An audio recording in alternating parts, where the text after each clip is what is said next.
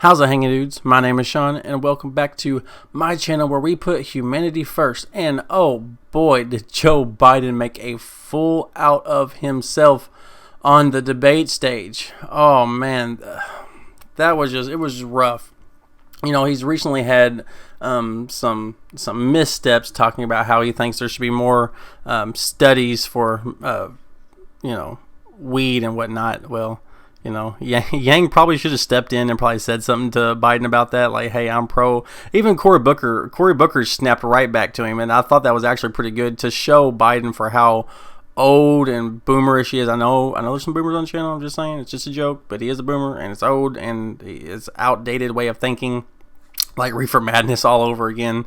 But yeah, let's go ahead and take a look. And so that's what's on the ballot, and issues do matter. I have a lot of respect for the vice president. He has sworn me into my office as a hero. This week I hear him literally say that I don't think we should legalize marijuana. I thought you might have been high when you said it. and let me tell you, because marijuana in our country is already legal for privileged people. And the war on drugs has been a war on black and brown people. And so let me just say this. With more African Americans under criminal supervision in America than all the slaves since 1850, do not roll up into communities and not talk directly to issues that are going to relate to the liberation of children, because there are people in Congress right now that admit to smoking marijuana, while there are our kids are in jail right now for those drug crimes. And so these are the kind of issues that mean a lot to our community, and if we don't have somebody authentically, we lost the last election. Let me just give you this data example. We lost in Wisconsin because of a massive diminution, a lot of reasons, but there was a massive diminution in the African American vote. We need to have someone that can inspire, as Kamala said, to inspire African Americans to the polls at record numbers. Thank you, Senator Booker. Vice President Biden, you can respond to that. I'll be very brief. Number one, I think we should decriminalize marijuana, period. And I think anyone who has a record should be let out of jail, their records expunged, it be completely zeroed out. But I do think it makes sense, based on data, that we should study what the long-term effects are for the use of marijuana. That's all it is. Number one, everybody gets out, record expunged. Secondly, I'm part of that Obama coalition. I come out of the black community in terms of my support.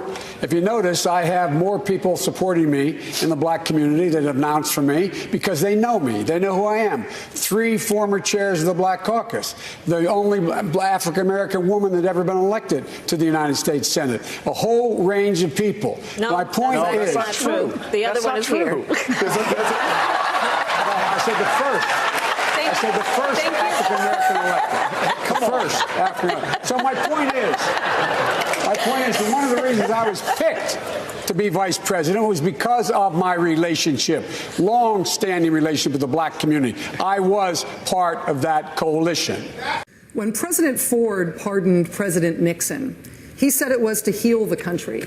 Would you support a potential criminal investigation into President Trump after he leaves office, even if you thought it might further inflame the country's divisions? Look, I would not direct my Justice Department like this president does.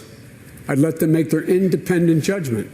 I would not dictate who should be prosecuted or who should be exonerated. That's not the role of the President of the United States.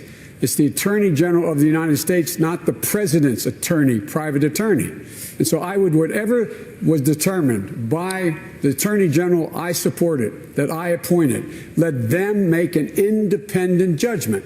If that was the judgment that he violated the law and he should be, in fact, criminally prosecuted, then so be it. But I would not direct it. And I don't think it's a good idea that we model ourselves after Trump and say, lock him up. Look, we have to bring this country together. Let's start talking civilly to people and tweeting. The next president who starts tweeting should, anyway. It's about civility. We have to restore the soul of this country. The Me Too movement has forced a cultural reckoning around the issue of sexual violence and harassment against women in America. Are there specific actions that you would take early in your administration to address this problem? Yes, and by the way, it's one of the reasons, the first thing I would do is make sure we pass the Violence Against Women Act reauthorization, which I wrote. The fact, I didn't write the reauthorization, I wrote the original act. The fact is that what happens now is that we, in fact, have to fundamentally change the culture of how women are treated.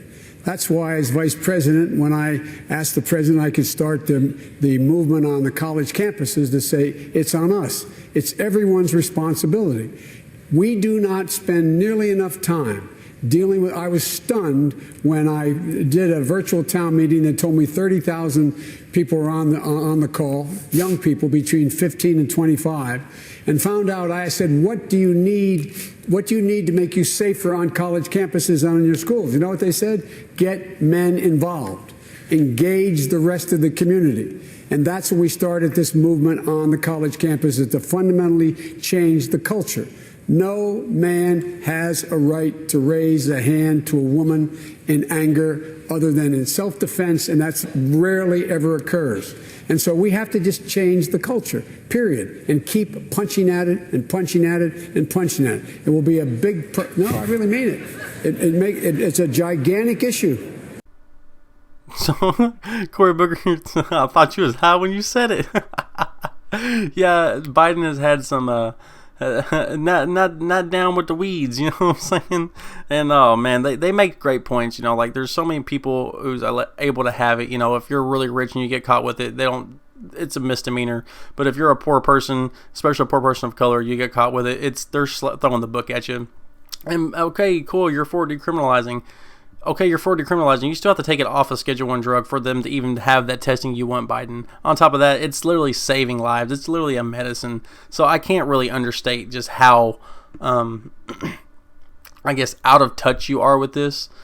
It's kind of disheartening to see somebody who you think is distinguished, you know what I mean? But then you come out and you realize that he put his son on a sitting cabinet in Ukraine, and just to make some money for some company. It's just the establishment is sickening, and for them to be anti-pot at this stage where cigarettes are legal and alcohol is legal, and they both directly kill people, and there's not been one recorded marijuana related death that, like, literally you overdose from taking marijuana specifically, not, you know, you're high out of your gourd and you drive off a bridge. I ain't talking about that. I'm talking about literally, you know, just consuming cannabis alone.